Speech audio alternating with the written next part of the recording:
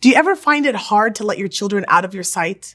Either as they start school, spend days away at a time away from you due to divorce, moving away for college, work, or marriage. There are always these painful moments of letting go.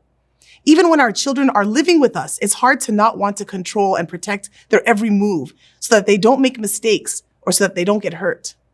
Allah has preserved for us a beautiful example of a woman who, by relinquishing her human control, she intensified her trust in Allah subhanahu wa ta'ala. Meet Musa.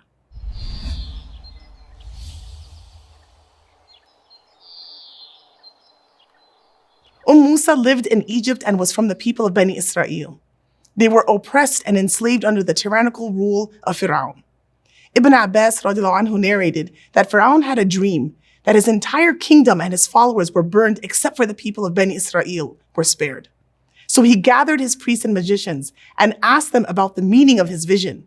They said, "This means a boy will be born of them, and Fir'aun and his followers will perish at the hands of this boy." So that is why Fir'aun commanded that all male babies of the children of Bani Israel to be killed.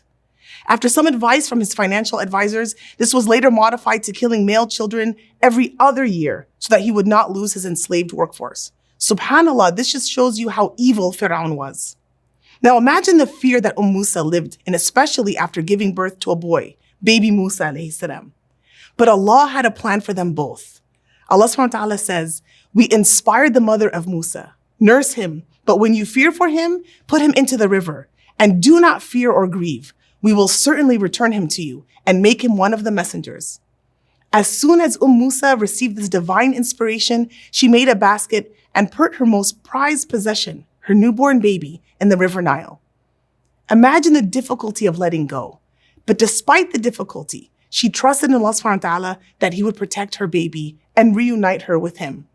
Allah subhanahu wa ta'ala says in Surah Al-Qasas, "And the heart of Musa's mother ached so much that she almost gave away his identity.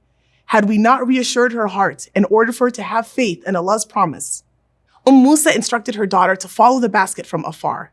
After seeing that the basket reached the palace of Fir'aun, Musa's daughter ran back home to give her mother the news. Back at the palace, Asiyah alayhi salam, who was not able to have children of her own, expressed such joy when she found the basket and saw a beautiful baby boy. Overwhelmed with happiness, she asked Fir'aun to keep it, and he agreed. So Asiyah got what she wanted in gaining a son, and Musa got what she wanted, an initial soothing of the heart that he was in good hands. Allah says, "And we had caused him to refuse all wet nurses at first.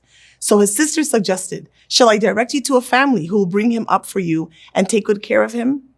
So Musa's daughter brought Musa to the palace. As soon as Musa picked up and nursed her baby, Musa alayhi salam immediately started taking her milk. Fir'aun was shocked and suspicious and asked, "Who are you? This child has refused to take any other milk but yours."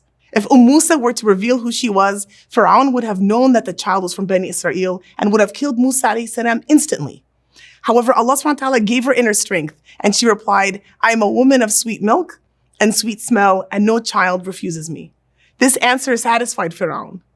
From this point, she was appointed as Musa alayhi salam's wet nurse. She continued to nurse him for a long time, and even as he grew older and was weaned, she was allowed the privilege of visiting him. Look how Allah subhanahu wa ta'ala not only reunited Musa with her beloved son, but he also ensured that he would be protected and raised in the best of situations. Allah says, "This is how we returned him to his mother, so that her heart would be put at ease and not grieve, and that she would know that Allah's promise is always true. But most people do not know." Musa reminds us that it is the trust in Allah subhanahu wa ta'ala that will carry us through these difficult moments, and not only by providing us with the physical means, but also by providing emotional support as well. We just need to let go and have tawakkul.